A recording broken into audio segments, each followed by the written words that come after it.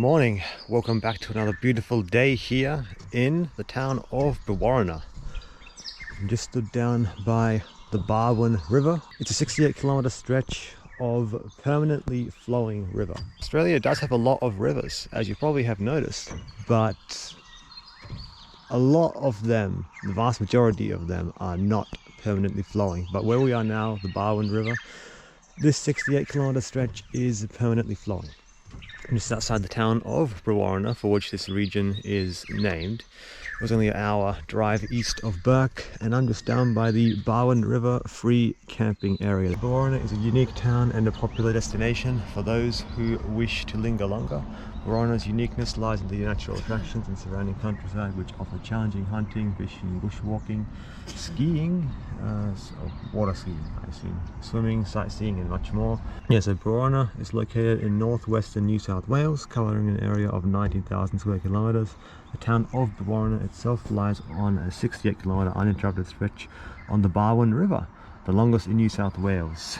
Brewarrina is situated where the Barwon River flows through the oldest man-made structure on Earth, the Ngunnhu fish traps. Archaeologists estimate the Ngunnhu to be over 40,000 years old. The Ngunnhu are a great example of human ingenuity from long before recorded time. The banks of the Barwon River at the Ngunnhu was one of the great intertribal meeting places in Eastern Australia for Aboriginal people. The Shire is home to the Morawari, Barkinji, Welawan, Kamilaroi, Kwamu, Balarai, Baranbinja, Wiradjuri, Genba and Yuwalwari people. Sorry for pronouncing any of that incorrectly. The Ngunnhu sustained Aboriginal people during the tribal gathering held for thousands of years. So ancient 40,000-year-old fish traps, just like very complex arrangement of stones just on the riverbed, and yeah, through that they were able to catch fish. Basically, that's the purpose, but that's just the surface level. But there's a lot more to it as well in terms of its cultural significance. So yeah, I'm actually going to be going on a tour today. I booked myself in for a tour, 9:30. Elaborate network of rock weirs, pools called the Ngunnhu, that's the indigenous name, built to catch fish as they swam upstream, stretches for around half a kilometre long along the Darling riverbed. So there it is, the Barwon River is a part of the Darling. The Ngunnhu are still luring fish today as they did 40,000 years ago, and the area is a significant place for Aboriginal people. Downstream from the Ngunnhu you'll find the state heritage listed ochre beds nestled into the banks. Ochre is traditionally mixed with water to create a paste used in various forms of artwork, including body art for traditional ceremonies. And yeah, apart from that, here it's explaining some of the history. The one thing I really should mention it's explaining here is Hospital Creek Massacre. So yeah, Australia unfortunately does have a very, very dark chapter in its history, and yeah, that is the treatment of Indigenous peoples. Many stories surround the history of Hospital Creek Massacre. There are accounts of white boundary rider from Quantumbone Station took an Aboriginal woman and was attacked and killed by the native men. The whites, in retribution, rounded up the Aborigines, chased them over the river and eventually slaughtered them at Hospital Creek. It's said 400 Aboriginal people were killed on that terrible day. Brewarrina Local Council erected a historic monument near this site, which can be viewed at Hospital Creek, 27 kilometers out on Guduga Road, or I think that's unfortunately in the opposite direction to where I'm going today. But yeah, that's the site of the massacre. The mission at Brewarrina was opened in 1886. 44 Aboriginal people from different tribes and family groups were taken from outlying stations and communities as far away as Tibabura, that's like far to the west, in Angleton. They were forcibly removed from their traditional homes and relocated to the mission. So yeah, as I mentioned before, Australia unfortunately has a very, very sad history when it comes to the treatment of Aboriginal peoples. Brewarrina as well as Burke have significant Aboriginal populations. I'm pretty sure the town is a majority Indigenous actually. So thankfully, with the fish traps still being here, they were able to preserve some of their cultural heritage. This is another area you can drive around there. You can just camp down by this area if you wanted to. This is the main highway now, but over here is the historical Barwon Bridge. river flowing downstream this way. Further there is the fish traps. And yeah, some people might be thinking, what's so special about it? It's just a arrangement of rocks. Well, what's so special about it? I mean, still, I mean, it's not exactly a simple thing that anyone can do. You do need a lot of planning and engineering to build something like that. And it is known to be very effective in actually catching fish. So you need a lot of planning and engineering that goes into something like that. And yeah, no, what's also significant about it is the fact that it's still standing today. Like, of course, the river's not always going to be like this. Australia is a land of floods and droughts. Can you imagine in the drier times is probably when they would have built those fish traps. But what's amazing is the fact that even through all the times when the river would flood and swell and all this strong flow, they would, even after all this cycle of floods and droughts, the fish traps, the Ngunnhu, are still standing, and that's really what stands out to me. So I want to really do this place justice. I want to show this, show these fish traps, because I've heard about them before, and I've always been interested in visiting because look, according to archaeologists, at least 40,000 years old, which would make them the oldest man-made structures in the world. Australia still has a lot of issues when it comes to division. I'm just going to say this. I'm going to be walking on eggshells a little bit here, but it has to be said. Like, many people would probably shy away from this topic, like talking about Australia's problems with Indigenous peoples. It can get you in a lot of trouble if you don't say the right things. Okay, now I'm just one guy. I treat myself in this area as a learner. Okay, I don't know that much. I'm open to hearing different perspectives and listening. The facts are the facts. Indigenous people have been treated very, very badly since European colonization. Now, I'm not someone who wants to fan the flames of division.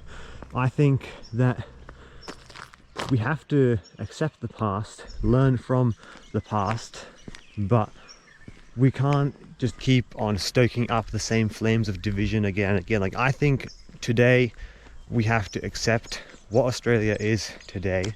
All right, we have to acknowledge the past and learn from it, of course. Try to preserve history, don't forget it, learn from it. But I think today we have to really focus on what Australia is today. And all of us here, no matter where we're from, because Australia today, whatever your opinion on it is, whether you like it or not, Australia today is a melting pot. Like, people, we come from everywhere, right? You've got the indigenous population that have been here for many, many thousands of years, unbroken connection to the land. They are, like, without a doubt, they are the oldest continuously surviving culture in the world, despite the dark chapters of history in the last few hundred years. But really, like, I'm not here to lay blame on anyone. Like, I think even though that history is there, I do not think that today's generations should have to pay reparations or feel any sort of form of shame or guilt for the crimes of their ancestors. I do not believe in ancestral guilt. So no, people of today should not feel any shame or guilt for the crimes that may have been committed by their ancestors. Okay, like, whether you like it or not, like, Australia, that's the facts are the fact. Australia is a melting pot now. We all come from different places. Like, I'm from a migrant background, first generation of my family born in this country. And look, the more and more I travel, the more and more I see, the more I start to develop that strong connection to this land. Even though both my parents moved here from overseas, and I'm the first generation of my family born in Australia. As I travel around this country more, I really do start to feel a stronger and stronger connection to it. Like, for those of you who don't know, I'm half Austrian, half Sri Lankan, and I've been to both those places. But really, today I feel a much stronger connection to this country, Australia, because, well, I was born and raised here. It's my home. It's the place I've traveled the most. It's the place I'm most familiar with. I'm most familiar with the people and culture here. I don't speak either of my parents' languages beyond a few basic phrases. So yeah, man, like, I'm fully consider myself Aussie. I'm going to Sri Lanka end of the year, which I'm very much looking forward to. But I would say today, above all, I consider myself Aussie. So we've got, that's to say that today Australia is a melting pot.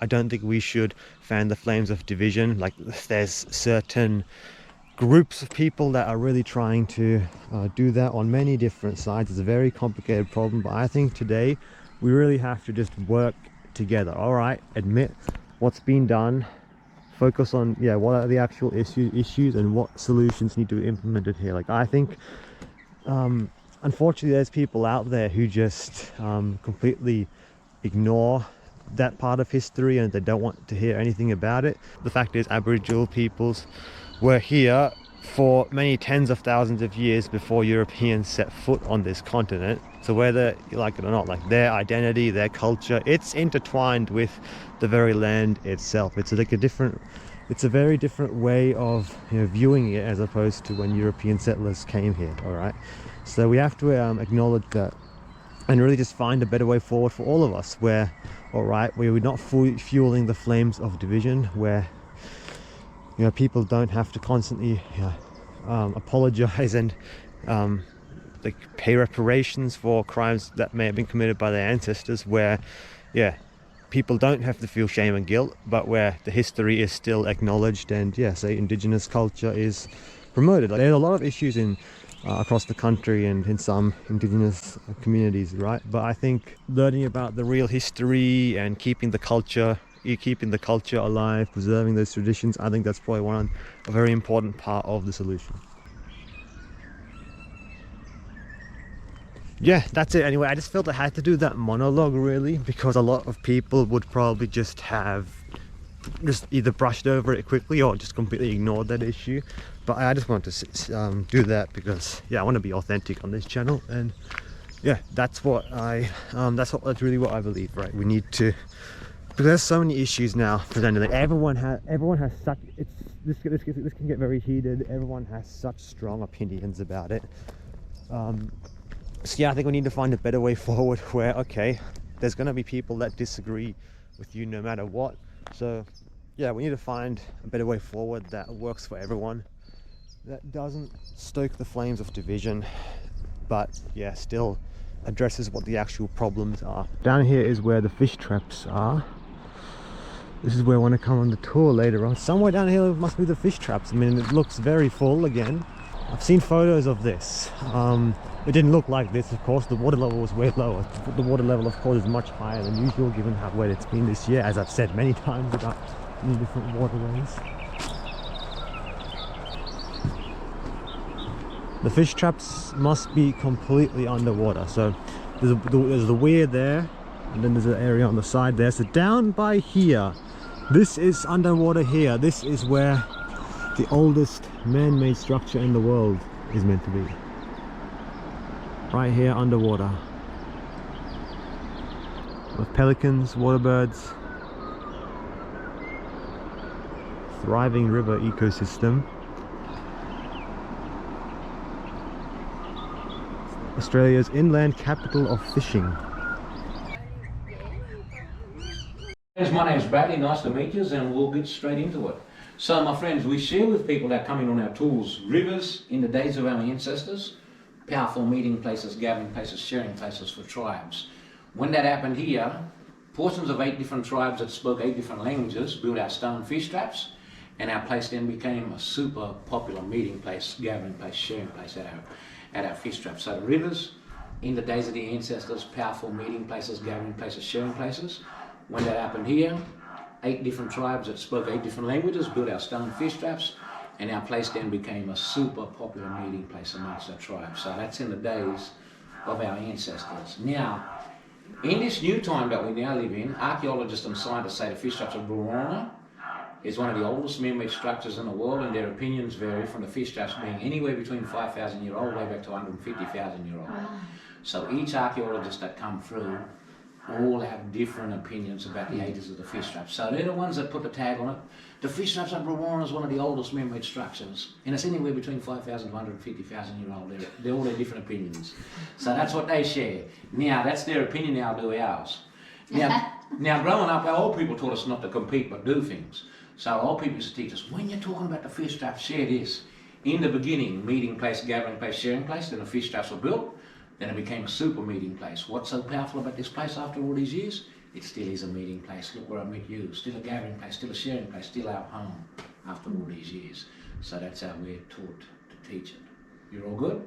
Yeah. So the opinion that of being the oldest man-made structure doesn't come from us, come from the archaeologists. We're taught to do things. All good? Yeah. Yep. Now, our old people, they built the fish traps like a U-shaped, C-shaped facing downstream. Why? Because fish go upstream. Now, fish can swim in any direction if the water is steady. But if the water's moving quick, fish have got to go upstream. So if you're walking from downstream, so this is a rough model of it. So if you're walking from downstream to upstream, the pattern of the fish traps goes catches, storages, catches, storages, catches, catches, catches, storages. So the fish trap distance is a 500-metre distance of catches and storages. You're all good with that? Yeah. So I share with you how people had fun. Dudes would stand at the entrance, dudes would stand at the back of the traps. The dudes at the entrance, as the fish are going through, they'd throw fish from this catcher into that storage tank. The fish that they'd miss would automatically build up here. Once the fish build up here, our people would move that rock to one side and let the fish swim from that catcher into that storage tank, then close it back up. So once those storage ponds are full, our people would make way through here, make way through there, and let the fish keep swimming upstream to breed the spawn.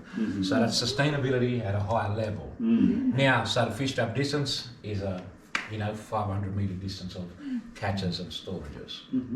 You're all good? Yeah. Yeah. Now, another uniqueness about the fish traps is 8 different tribes that spoke 8 different languages, built fish traps.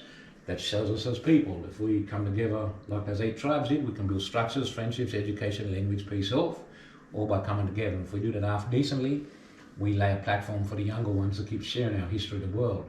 So that's my duty as a person, as a tour guide. I learn from old people, share with the young, share with whoever's in this space. So my duty is to keep our history evolving. You all clear with that? Yeah. Now, I'll share with you one more thing. Now, I'll share with you a few more things. Now, 2 years ago, I was involved in an award-winning documentary. One of the things I shared in that award-winning documentary was Google Education Internet shares with the whole world Aboriginals were hunters and gatherers. I said, we are not were hunters and gatherers, we are. So if you were here 3 weeks ago or 2 weeks ago, young people are catching fish with their hands, same tradition, same methods as the old people did. So we're not were hunters and gatherers, we are hunters and gatherers. Now, Google Education Internet also shares with the whole world Aboriginals were only hunters and gatherers. And I shared, our people designed the fish traps, which makes us architects. Our people built the fish traps, which makes us builders. Our people looked after the waterways, river environmentalists, and also fish farmers. Our people did things by the night sky, which makes us Astronomers. Our people did things by the sun, which makes us crazy and also navigators. Our people made their own tools and weapons for hunting, made their own canoes, manufacturers. Our people taught language, which makes us linguists, educators and teachers too. So a bit more than 2 things like the current world thinks that we do. Now, the name of this town is called Brewarrina. Bree means tall, Warrina means trees. All good? Yep. Yeah. So that's part 1 of the fish traps out of the road. So just to recap, fish trap distance of 500-metre distance of catches and storages. Fish go upstream but can swim in any direction if the water is steady. Portions of 8 different tribes that spoke 8 different languages built the fish traps. Quick summary for you.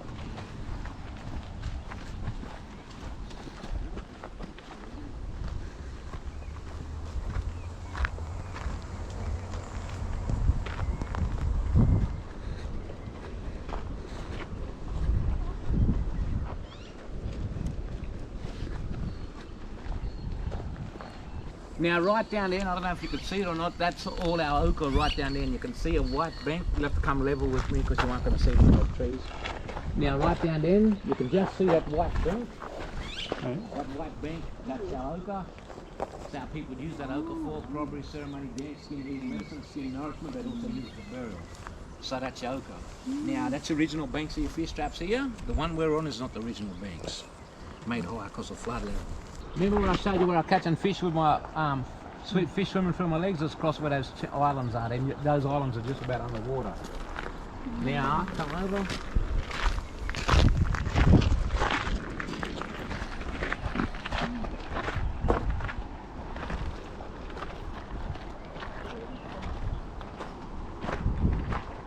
Come over and I'll just show you exactly where we are. ceremony, dance, meeting place, gathering place, sharing place, place of peace, place of ochre, place of burial. Everything our people needed was here. That's why we share the rivers, our blood identification community.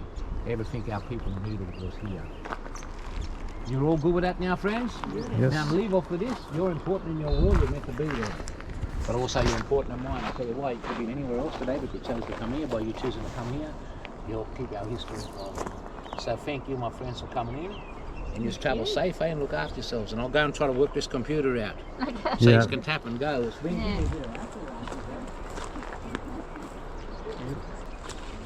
I'd love to come back when the water level is a bit lower. It's pretty magnificent to see it. Really good tour of the Brewarrina Fish Traps. So yeah, the water level is too high to see them, indeed.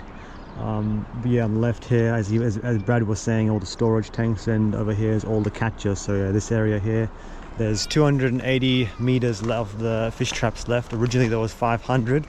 He was explaining how the Europeans, when they came, they blew up 2 sections of the fish traps further upstream in the river. So originally it was 500 meters, now there's only 280 meters left because they blew up sections of it. One was to narrow the river and the other was to make room for steam barges to go through, but there's still 280 meters left here. And yeah, just really interesting inside the Brewarrina Aboriginal Cultural Museum. So definitely, if you're passing through Brewarrina, definitely stop by. These tours are run by Brad. I'll leave his details in the description down below. He's got a website, it's got his phone number, so yeah, you can go ahead and contact him if you want to come on a tour.